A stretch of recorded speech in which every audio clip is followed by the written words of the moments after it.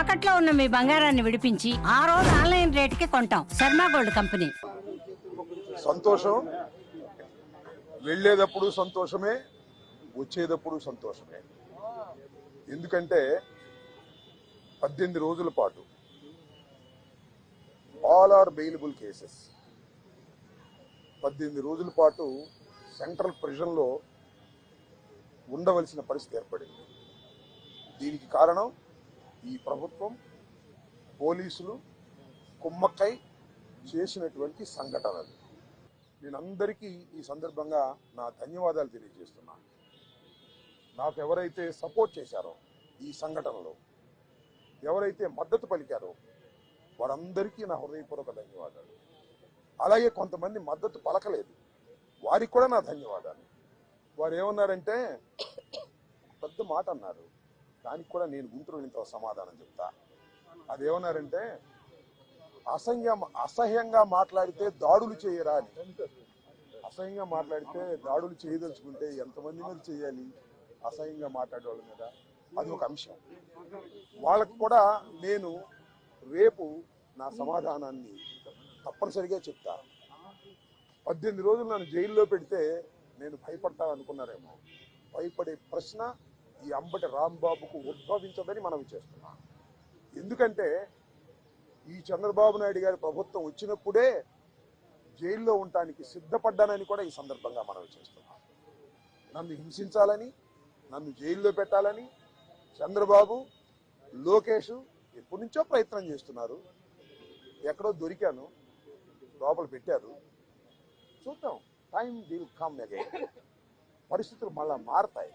ఈ పాపానికి వారు పరిష్కారం చేయక తప్పదని కూడా ఈ సందర్భంగా నేను మనవి చేస్తున్నాను. రాజమండ్రి సెంట్రల్ ప్రిజన్ నాకు పట్టుదలను పెంచే ఒక శిక్షణా కేంద్రం అని కూడా ఈ సందర్భంగా నేను మనవి చేస్తున్నాను. మరింత పట్టుదలగా, మరింత కసిగా ఎన్ని కేసులు పెట్టినా, ఎన్ని రోజులు జైల్లో ఉన్నా ఒక్క అడుగు కూడా వెనక్కు వెయ్యను. జగన్మోహన్ రెడ్డి గారి నాయకత్వంలో ఈ కూటమి ప్రభుత్వాన్ని ప్రజాస్వామ్యబద్ధంగా కూల్చేంత వరకు ఈ పోరాటం ఆగదు. ఎన్నిసార్లు జైల్లో పెట్టినా వెనక్కు వెళ్లే ప్రశ్న లేదు. అన్యాయంగా, అక్రమంగా జైల్లో పెట్టారు.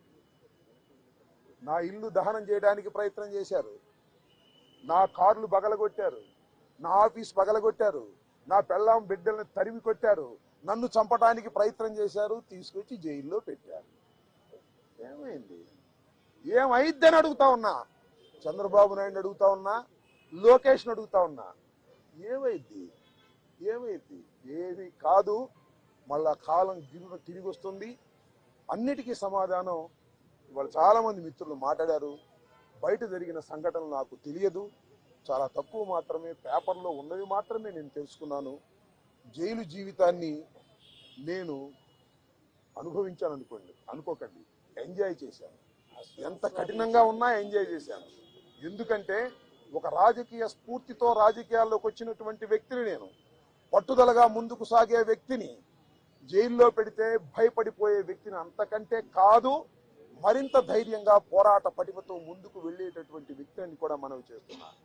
ఎప్పుడు ఎక్కడా తప్పు చేయలేదు.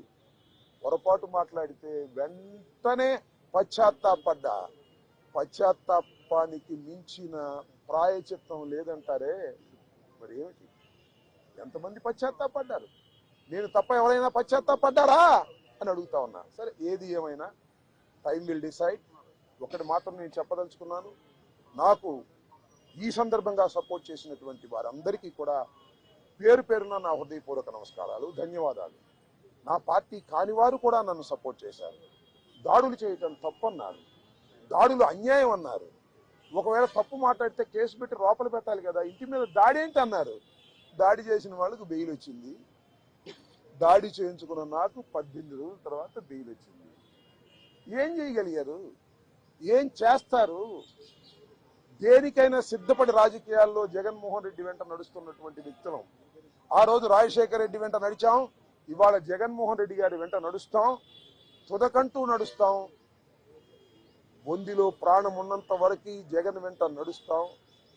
ఏ విషయాన్నైనా, ఎన్ని కుట్రలనైనా, ఎన్ని కుతంత్రాలనైనా ఎదుర్కోవడానికి సిద్ధంగా ఉన్నామని కూడా ఈ సందర్భంగా మనవి చేస్తున్నాను.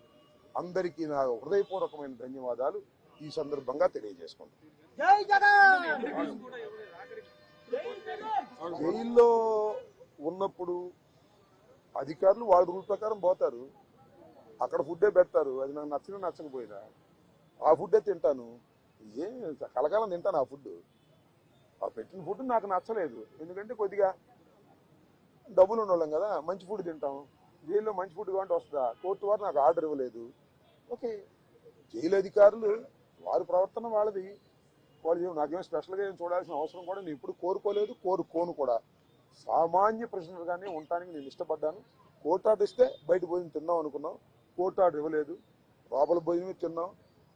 కొద్దిగా చిక్కినట్టున్నా, అయినా ఏం కంగారు ఏమి లేదు, ఏం ఇబ్బంది కూడా ఏమి లేదు.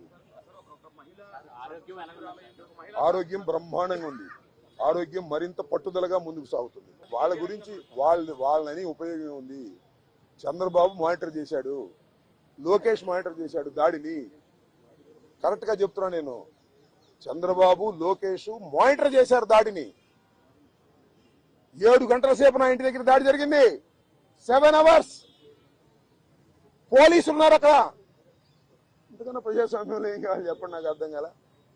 5 గంటలకు వచ్చి 12 గంటలకు వెళ్ళారు. తెలుగుదేశం కార్యకర్తలనండి, దుండగులనండి, దుర్మార్గులనండి, గంజాయి బ్యాచ్ అనండి, పోలీసులు అందరూ అక్కడే ఉన్నారు. వాళ్ళ సమక్షంలోనే దాడి జరిగింది, వాళ్ళ రక్షణలోనే దాడి జరిగింది. మీ అందరికీ తెలుసు, నేను ప్రత్యేకంగా చెప్పాల్సిన అవసరం లేదు. బట్ నేను 11వ తారీఖున రాత్రి 10:20 నేను అరెస్ట్ అయిన దగ్గర నుంచి ఇప్పుడు వరకు ఏం జరిగిందో బయట ప్రపంచంలో నాకు లిటిల్ నాలెడ్జ్ ఉంది. అంటే పేపర్ నాలెడ్జ్ తప్ప నాకు ఎవరు ఏమీ నాలెడ్జ్ ఇవ్వలేదు. కాబట్టి ఈ నాలెడ్జ్ అంతా తెలుసుకుని చాలా సుదీర్ఘంగా నేను నా ఆవేదన అనండి, నా కోపం అనండి, నా బాధ అనండి, నా ఆర్గ్యుమెంట్ అనండి ప్రజల ముందు పెడతాను. ఎందుకంటే ప్రజల ముందు ఎందుకు పెట్టాలంటే ప్రజలకు అర్థం కావాలి, నేనేమిటో తెలుసు. అయినా ఇప్పుడు జరిగినటువంటి సంఘటనలో చాలా పత్రికలు రాసినాయి కదా నా మీద, వాటన్నిటికీ ప్రజలకు చెప్పుకోవలసినటువంటి బాధ్యత నాకు ఉంది. కాబట్టి రేపు చాలా క్షుణ్ణంగా నా జోగి రమేష, అమ్మటి రాంబాబు అని కదా, వాళ్ళ విధానమే వైలెన్స్ లోకి వెళ్ళి భయపెట్టాలని ప్రయత్నం చేస్తున్నారు. జైల్లో పెడితే భయపడతాం అనుకుంటున్నారు, ఇళ్ల మీద దాడి జరిగితే భయపడతాం అనుకుంటున్నారు. భయపడ్డారు, నా పిల్లలు భయపడ్డారు, వాస్తవమే కాదని అంటలా. ఇంట్లోకి వచ్చి నా పిల్లలు, నా మనవలు ఉన్నప్పుడు దాడి చేస్తే భయపడతారు ఎవరైనా. పోలీసులు ఏం చెప్పారు తెలుసా, మీకు ఆశ్చర్యపోతారు. సార్ మీరు పారిపోండి సార్, పారిపోండి సార్ చెప్పారు. రక్షించాల్సిన పోలీసులు ఆ గంగా వెంకటేశ్వర ఆయన తెలుగుదేశం ఆయన పారిపోండి సార్ అంటాడు. మీరు గోడ దిగి వెళ్తారా అని చెబుతున్నాడు నన్ను. గోడ దిగే వాళ్ళకంటే సావటం బెటరాయా అని చెప్పా. అది నువ్వే కదా దాడి చేస్తున్నావు చెప్పా. ఏంది ఇదంతా?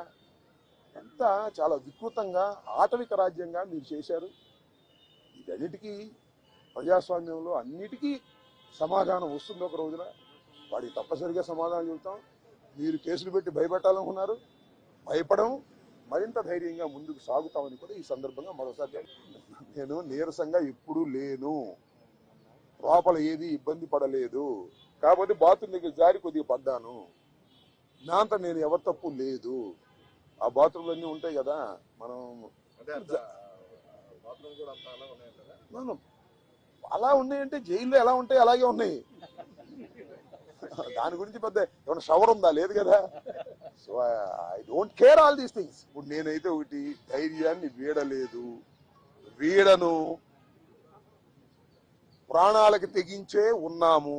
ఎందుకంటే పోలీసులను అడ్డం పెట్టుకుని మనుషులను చంపే అలవాటు చంద్రబాబుకి, లోకేష్కి ఉంది. కాబట్టి వీఆర్ రెడీ ఫర్ దాట్.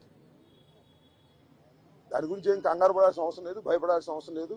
జైల్లో పెడితే భయపడిపోతాం అనుకునే పిచ్చి వాళ్ళు జైల్లో పెడితే మరింత ధైర్యంగా పోరాడతాం అనే విషయాన్ని తెలుసుకోవాలి అనేది నా భావన. చూశారుగా మీరు, సోషల్ మీడియాలో చూడలేదా? నన్ను తిడతా ఒక ఆమె వీర విహారం చేసింది. వాళ్ళు కళ్ళుండి గుడ్డి వాళ్ళు పక్షపాతంగా వ్యవహరిస్తున్నారు. హోంమంత్రి చేతిలో ఉంది గారి గుడ్డి మైక్ తప్ప. ఆమె మైక్ హోంమంత్రి, అంతా లోకేష్ చంద్రబాబు కదా మానిటర్ చేసేది. ఆమెం చేస్తా పాపం.